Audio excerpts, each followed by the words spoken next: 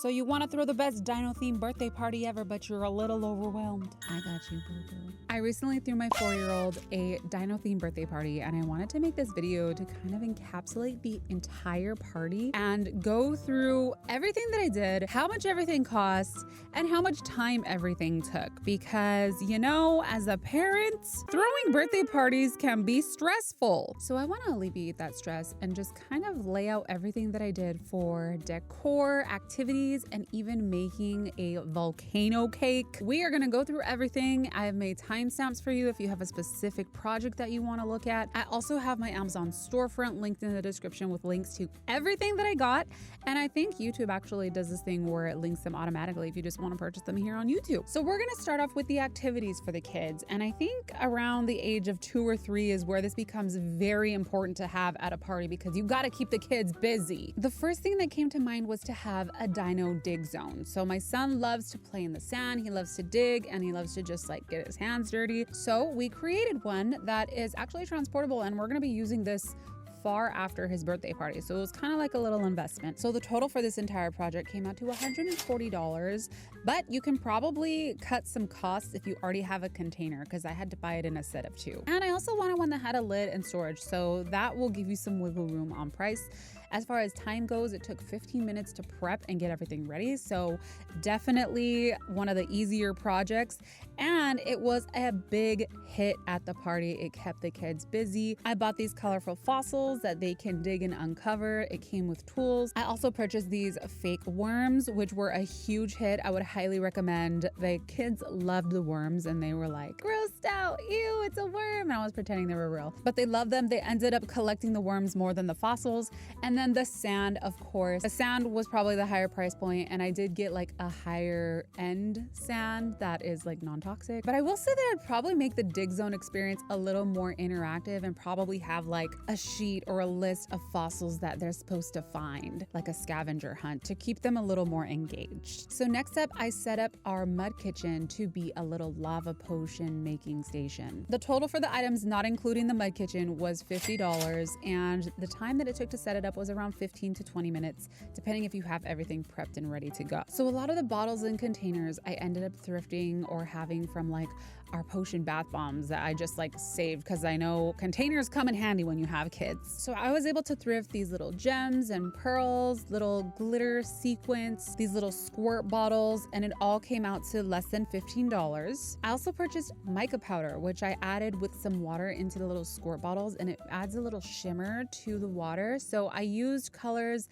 that were like lava. So we did red, yellow, orange. You only need to put a little bit of powder in this, mix it with water, and then you have this like really beautiful shimmer water that the kids just love. And then I also wanted to add some sort of little fizzy, color changing moment. So I found these little Bath Fizz tablets. They're super inexpensive and it comes with like 150 of them. The kids love these. I will say that there needs to be a little parental supervision for this because you're gonna need to refill the tablets. Only give them one at a time because they will empty a whole bottle in one go. But this was an absolute hit. I didn't think it was gonna be as busy of a station as it was, but once one kid went to it, which was Leo, because he knew I had him do it the day before, all of the kids went there and they were making their potions and they were so into it and I loved it. A little bit of STEM for our party. But no lie, this one really kept them busy. There was a little cleanup that we had to do afterwards that took like 15 minutes just to wash everything. But I will say that this was a success. So next up, we had a little bubble jungle. You can't have a birthday party without bubbles. I mean, kids just love bubbles. So do adults. The total for this little bubble setup was $50 and the setup was around 15 minutes. Another really easy one. I wanted to mention, if you do the bubbles, make sure that they are set up in the shade because the bubble mixture will pop if it's too hot and it will just be a sad bubble station. So a little bit of a pro tip, but definitely do a little bubble station for the kids. Why do you stare it? Because mommy can, whoa! Mommy can blow a little harder than you. Check out how I blow. Whoa, Leo, that was good. Wow. Hey, don't pop my bubble until it's done. So next up we have this little dino themed inflatable pool. And normally my son's birthday, it's a very hot day, but for whatever reason this year, it wasn't, but it was still, the kids still enjoyed it. We just got this inflatable pool. I think it was like $50. And then to set it up, it took about 30 minutes to inflate the entire thing. And we also put like little cushions underneath just because we don't have grass. So I think this was a hit. Even though the weather was like in the mid 70s, the kids were still getting in. There was one point where it was like so crowded and there was like no room for the kids to move and they were just having a blast in there. So definitely if it's a hot birthday, have some sort of like water feature pool that they could get in and out of, because this one was a success. And last but not least, we come to our piñata. This was the first year that we had a piñata for our son, and I was so excited to have one for him because it's one of my childhood memories, is just whacking a piñata at a birthday party. So we went downtown and found this dino piñata for $30. The candy is gonna vary, so I'm not gonna include that in the price. But I really had the bright idea to make this piñata a little more piñata-ish. I wasn't really impressed with how they decorated it. It seemed a little lazy. And, you know, for my son's first piñata experience, I wanted to have like the tassel fringes. So crazy me was like, I'm gonna redecorate this entire thing. Got the streamers for $7. I unwrapped the streamers and folded it on top of each other and then cut little strips and was like, yeah, this is gonna go good. Got my hot glue gun. I'll watch a show and we'll redo this piñata and make it look better. Don't do this. It took so long. I wanna say it was like 6, maybe 8 hours of work that was just unnecessary. It was just gonna get whacked and broken apart. So don't do that. I also ended up giving him a new set of eyes and nostrils because I'm crazy like that, but he did come out better. He looked pretty derpy before, but it's not worth it. Save yourself the time. Don't do what I did. That was a mistake, but the piñata wasn't a mistake because all the kids loved it. They each had 2 turns to hit it and it didn't break. Ow. Ow. Get him.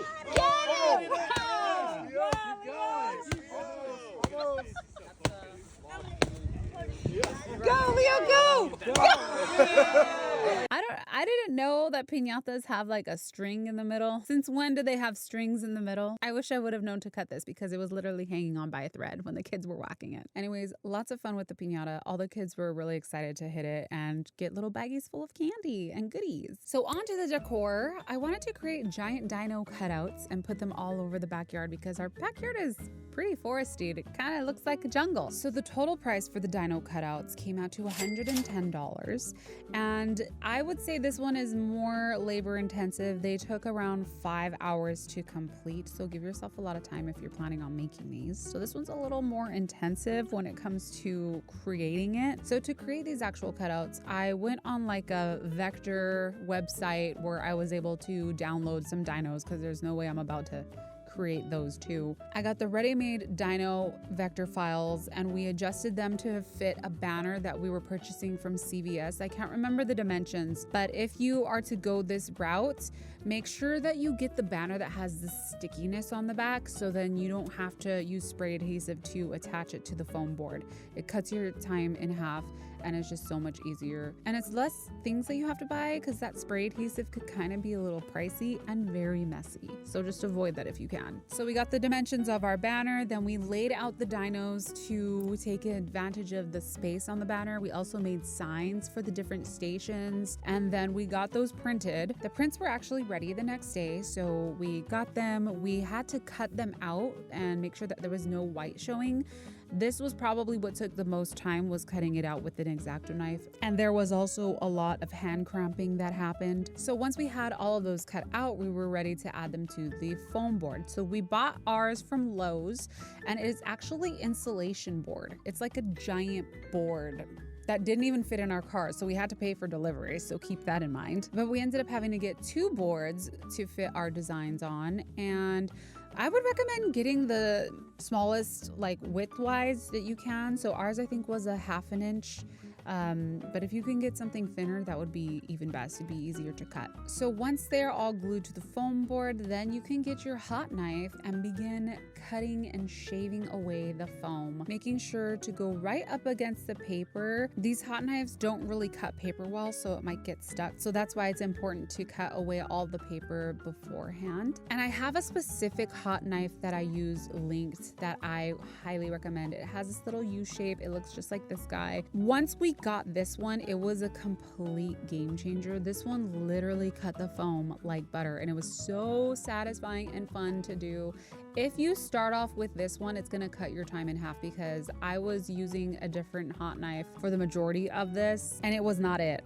It was not it. This one, this tool, is the one that you want to be using for this. It will make your life so much easier and so much more enjoyable to cut the foam board because it's pretty satisfying. So once those were cut out, depending if it was a sign, I added a little backing onto them with some spray adhesive, or if I wanted to stick it in the dirt, I just added a wooden dowel and taped it behind it. These were super cute, really easy to make, and I'm actually gonna be using these as decor in my son's room because they turned out so cute and he loves them. So next up, we're gonna talk balloons. So I wasn't gonna be crazy this year and do a complete balloon arch because those take a lot of time, but I did want to decorate the backyard with some balloons, and I got some DINO foil balloons. I think for balloons I spent around 180, and it took about a couple hours to get everything blown up. The thing that gets expensive with balloons is helium, and I did want to add some helium in the balloons that were inside of the house. So that was just as much as the price of the balloons.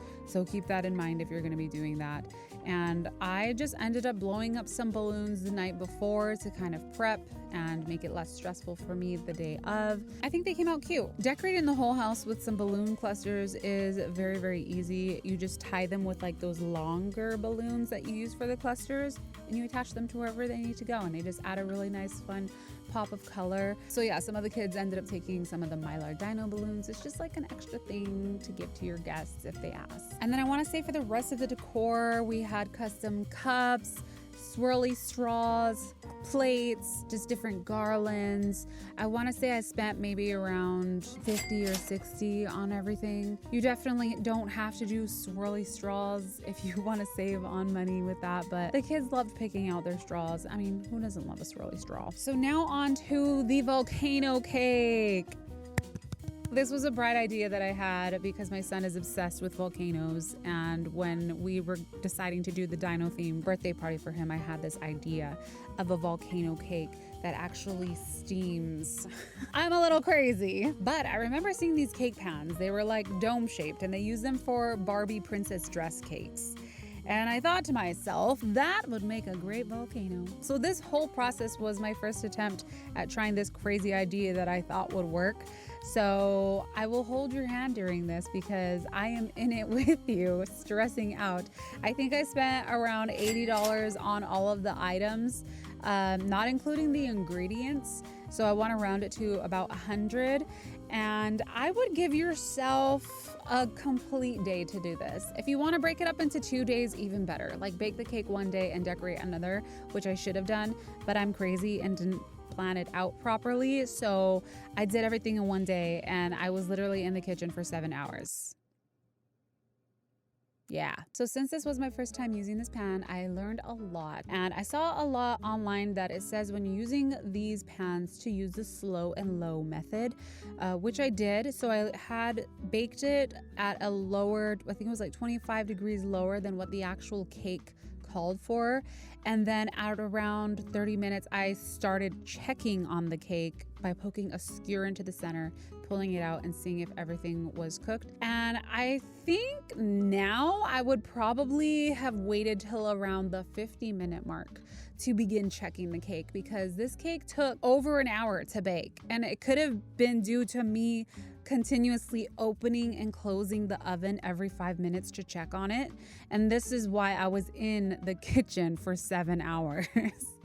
I was literally babysitting this cake. And then once the cake was actually done, I had to let it completely cool before taking it out of the pan because we didn't want it to break. So it was very nerve-wracking. The baking took a long time, the cooling took a long time. Once the cake was actually done, the decorating was really fun. And it took about a couple hours to do just because I was taking my time with it. Before I began decorating, I made sure that I could put the tube in the center. So I just grabbed a small knife and kind of just cut it out. I ended up cutting completely through the entire cake. So I'm really happy that I made that bottom layer of the cake to put it on top of because I didn't realize how long the tube was. So I placed the tube in there, make sure that it fit, and then for decorating, I just removed it. We used our chocolate frosting from the same recipe that I was using. I didn't really like the color. It was a little too much of a light brown, so I ended up going in with some crushed Oreo cookies and placing them all along the outside of the volcano. This part was very, very messy for some reason. And then I had some frosting left over, so I just added some green food coloring to that and turned it into grass for the bottom of the volcano. And to pipe on the grass, I used a grass piping tip.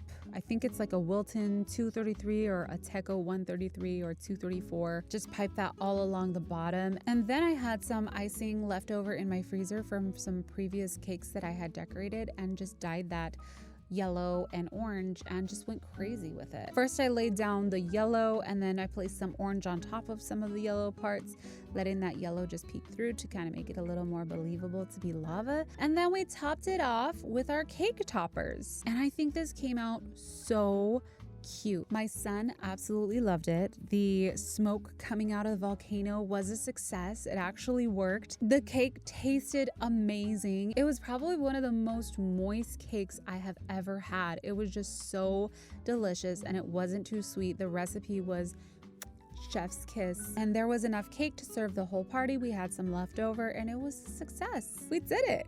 So last but not least, the party favors. You gotta have party favors at a party. It's just the little cherry on top that makes the kids feel good. They get to go home with something. I ended up paying around $70 for these party favors and it took maybe like 30 minutes to put them all together and it came around to $7 per child. I found these super cute dino boxes and then I ended up putting these 3D printed dinos inside. So each kid gets a random dino and then just throw in some candy and bubbles and stuff that I had extra from previous birthday parties into that little party favor. And that was it. I feel like I need to give you guys a total of how much this party actually costs because I actually want to know that too. Let me tally it up. Okay, and the total is, drumroll, $830. Not including food and catering. Still a little up there. I'd like it to be around $500. So I'm gonna work on getting it down for next year. But considering we were going to be renting a location for them to host a party at, those were costing, the cheapest that we found was around $1,300 for a 2-hour rental. So I feel like $800 is still reasonable, and a lot of the things we are still keeping, like the sand pit, the bubbles, the pool, like we have all those things for summertime now to play with. But I hope this video has helped you and has given you an idea of, you know, what you can add and subtract and what you're willing to pay for a party. The numbers add up, so feel free to adjust anything that I have gone through here. But I really hope you all have found this helpful. If you did, please let me know. Leave a like on the video and let me know what you think our theme for next year should be. I will be having 2 birthday parties next year, a 5-year-old's and a 1-year-old. We got that to look forward to. Anyways, thank you all so much for watching. If you're into party planning, check out these other videos that I have done here, and I will see you all later. Bye-bye.